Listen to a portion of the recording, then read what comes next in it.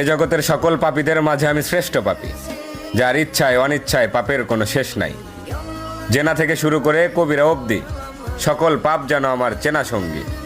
তাই আমিও যদি কিছু চাই, তাহলে কি আমাকেও দেওয়া হবে তোমার অনুগত বান্দাদের ন্যায়?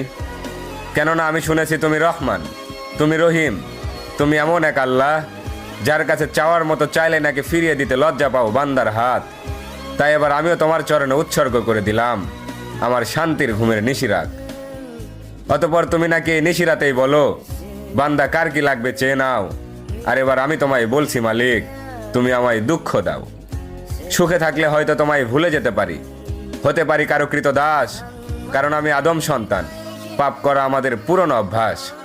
অতঃপর ইয়া রহমান, সব ভুলের ক্ষমাস্বরূপ হয়তো মরিয়ম ইবনে ঈসার মতো আমাকে উঠিয়ে নাও, নয়তো ওমর ইবনে খাত্তাবের মতো খাঁটি হেদায়েত দিয়ে দাও।